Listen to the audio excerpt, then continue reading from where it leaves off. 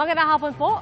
Walang takas sa operasyon ng pulisya sa Quezon ang isang lalaking sangkot umano sa pagbubuo at pagre-repair ng mga di-lisensyadong baril. Nahuli ang suspect sa kanyang repair shop. May nakumpiska sa kanyang submachine gun kit, 2 pistol at iba pang parte ng mga baril at bala. Nakatutok si John Consulta. Sa surveillance video na ito ng Regional Intelligence Division 4A, makikita ang minimuestra ng isang lalaki ang isang baril sa undercover na pulis. Sumbong ng mga concerned citizen, sangkot ang lalaki sa pagbuo at pag-repair ng mga loose firearms. Ang surveillance video na ito ang naging susi para makakuha ng search warrant ang pulisya at salakayin ang bahay nito sa Candelaria, Quezon. Search warrant po to, search warrant. Search warrant po yan. Lahat po ng kasulok-sulukan po ng inyong bahay ay hahalugugin po. Bala ng 22. Ito po, may bala po sa katawan, oh. Ito po, oh, nakuha po sa bulsa, kita po sa ano.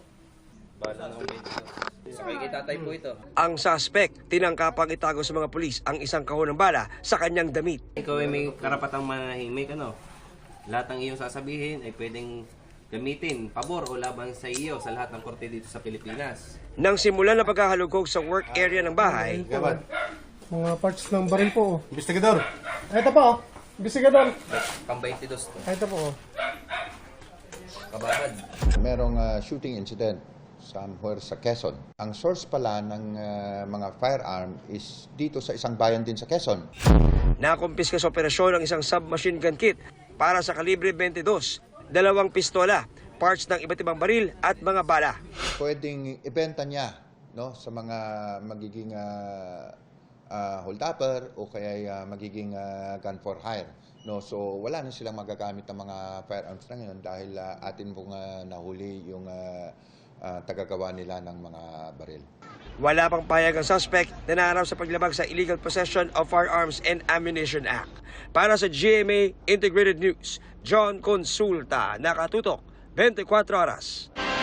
Pagsusulong sa interes ng Pilipinas ang isa sa mga pangunahing layunin ni Pangulong Bongbong Marcos sa kanyang nakatakdang talumpati sa United Nations General Assembly. Ipapanawagan niya rin daw ang paghupa ng tensyon sa Middle East at ang kaligtasan ng mga sibilyan gaya ng mga Pilipino. At mula sa New York City, nakatutok si Joseph Moro.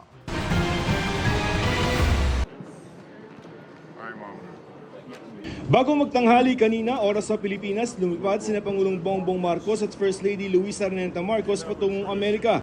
Kasama ng Pangulo mga opisyal kabilang sina Foreign Affairs Secretary Teresa Lazaro at Migrant Workers Secretary Hans Leo Kakdak. Ayon sa DFA, nakatakdang magtulumpati ang Pangulo sa isang special session ng United Nations General Assembly sa Martes, March 10 para manawagan ng kapayapaan sa gitnang silangan.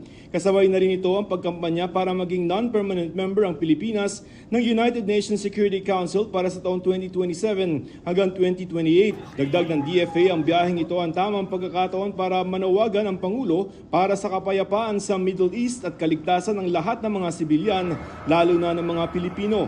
Ang pagbisita ni Pangulong Bongbong Marcos dito sa Amerika ay nangyayari sa pagitan ng gera ng Amerika at Israel kontra sa Iran na nakakaapekto na sa ekonomiya ng Pilipinas katulad na lamang sa pagtaas ng presyo ng mga produktong petrolyo. Makikipagpulong din ang Pangulo kay UN Secretary General Antonio Guterres para pag-usapan pa rin ang Middle East. Magsasalita rin ang Pangulo sa 70th session ng Commission on the Status of Women o CSW-70. Noong Biyernes, natanong ang DFA kung isusulong ng Pangulo ang issue sa West Philippine Sea. I cannot preempt what the President will say, but definitely pag-uusapan po ang international developments, regional developments, at yung mga bagay na makaka-apekto. Samantala, pinag-aaralan ng lokal na pamahalaan ng Quezon City ang pagtatayo ng high-rise residential units para sa mga nasunugan sa Quezon City kamakailan. Sabi ni Mayor Joy Belmonte, nakikipag-ugnayan ng LGU sa National Housing Authority at Department of Human Settlements and Urban Development para malaman kung ano ang gagawin sa bahaging nasunog. Isinusulong daw ng LGU ang in-city housing para sa mga residente. Nananatili sa iba't ibang evacuation center ang mga nasunugan. Nagbigay ng pagkain at modular tents ang iba't ibang ahensya ng gobyerno. Samantala, naglagay ang QC Veterinary Department ng pet holding area para sa mga alaga ng mga nasunugan. Sa mga nagpaplano ng kanilang bakasyon, doble ingat po sa mga nag-aalok ng sobrang murang bakasyonan online. baka scam yan. Ang tips ng pulisya para hindi maloko alamin sa aking pagtutok. Summer is waving and the beach is calling. Kaya naman si Leslie Hetot excited na sa bagong resort sa Batangas na target nilang puntahan ng kanyang mga kaibigan. At tulad ng marami sa atin, ang mga bakasyong ganito talagang pinag-iipunan ni na Leslie. Kaya naman masinsin sila kung mag-research at magplano. Isa sa mga paraan nila ng mga kaibigan para matiyak na sulit ang gasto sa bakasyon ang pag-check sa mga review at comments sa napupuso ang destinasyon. We read comments kasi sa isang post. Tapos yung comment na yon, yung nag-comment, minsan pini-personal message namin through Facebook, social media, kung legit ba yung comment nila dun sa beach resort na yon. Hindi lang isa, kumbaga marami din. Very good yung ganyang pag-iimbestiga kung legit ang bakasyon ng pupuntahan ayon sa PNP Anti-Cybercrime Division. Lalo't ngayong magsasummer na at paparating na rin ang Semana Santa, inaasahang dadami pa ang nauusong vacation scam.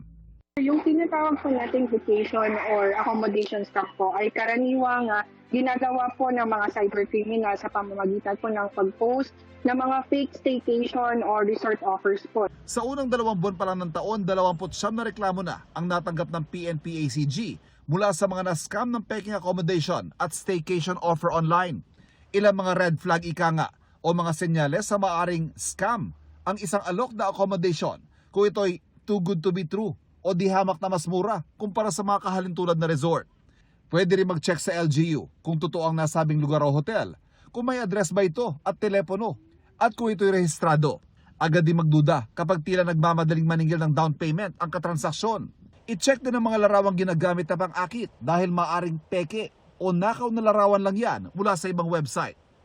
Sakali namang mabiktima, payo ng PNP-ACG. Mahalaga pong itago natin lahat ng evidence po, tulad ng screenshots ng conversation, resibo ng bayad, account details po ng scammer po, at yung mga link ng pages po or mismong account po na ginamit ng scammer po. Nagpaalala po ang Energy Department sa kung hanggang magkano lang dapat ang presyo kada litro ng petrolyo bago ang nakaambang oil price hike sa Martes. Pero sa isang gasolinahan sa Aurora, halos 100 piso na ang litro ng diesel. Na ayon sa may-ari nito, ay dahil umano sa mataas din nilang kuha sa supplier. At mula sa Quezon City, o mula sa Quezon, nakatutuklay si Darlene Kai. Darlene? Pia, hindi nawala ng pila sa buong maghapon yung ilang gasolinahan dito sa Quezon City, tulad na lang dito sa kinatatayuan ko sa Philcoa. Dahil yan sa pagkukumahog ng ilang motoristang magpagas bago yung panibagong dagdag singil ngayong linggo. Yung ilang gas stations tuloy na ubusan ng langis. Patuloy ang gantihan ng Iran at alyansang Israel at Amerika. At bukod sa mga nasasawi, apektado rin ang digmaan ng langis sa gitnang silangan. Ilang oil facilities ang tinatarget o nadadamay sa mga pagsabog. Paralisado rin ang paglalayag partikular sa Strait of Hormuz, ang kipot sa Persian Gulf na kontrolado ng Iran. Dahil walang makalayag na mga tanker ng langis, patuloy ang pag-alagwa ng presyo ng petrolyo na dama rin sa ating bansa. Kaya mahigpit na abiso ng Energy Department sa mga kumpanya ng langis, mula March 6 hanggang bukas March 9, hindi dapat lagpas sa 76 pesos and 50 centavos ang kada litro ng gasolina.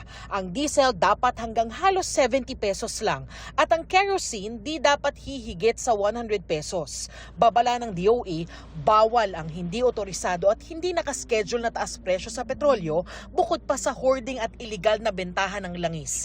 Hinikayat ni Senate President Pro Tempore Ping Lacson ng publiko na i-report sa otoridad ang mga gasolinahang maagang nagtaas presyo.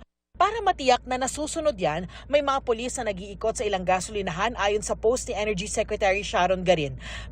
Pero sa gasolinahang ito sa Aurora, ang dating 58 to 63 pesos kada litro ng gasolina at diesel, pumalo na ngayon sa 73 to 97 pesos. Paliwanag ng may-ari, wala raw silang control sa presyo dahil nakadepende sila sa presyong ipinasa ng mga supplier. Ang pagtaas po ng presyo ay beyond control po yan ng mga retailer na katulad namin.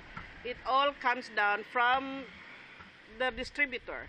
Sila po ang nagko-control ng presyo. Sinusubukan namin kunan ng pahayagang DOE kaugnay rito. Sa Quezon City, 3 gasolinahan sa Commonwealth Avenue ang naubusan na ng langis. Sa isang gas station sa Fairview, puro 00 na ang nakalagay sa price board, maliban sa isang klase ng gasolinang may natitirang supply. Wala na po kami ma'am, diesel po, and then 91 po, unleaded po. Ang meron po kami ngayon ma'am, 95 na lang po tayo. Opo. Isa na lang. Pagtitiyak naman ng Bureau of Customs, 2 buwan pa naman po yung ating supply.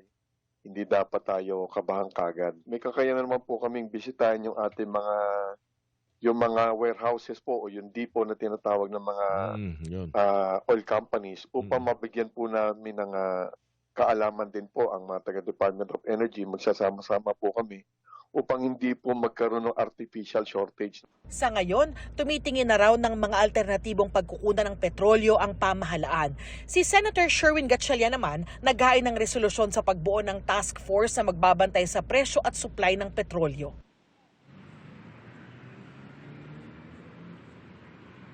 Pia, kanina lang nagkaroon na ng supply yung mga gasolinahan na nakuna naming naubusan na, pero hindi pa rin lahat ng klase. At sa mga inikutan naming gasolinahan, Pia, dito sa Quezon City, bawal yung pagbili ng langis na ilalagay doon sa mga drum o malalaking container para maiwasan yung mga nag-hoard. Yan ang latest mula dito sa Quezon City. Balik sa'yo, Pia. Maraming salamat, Darlene Kai.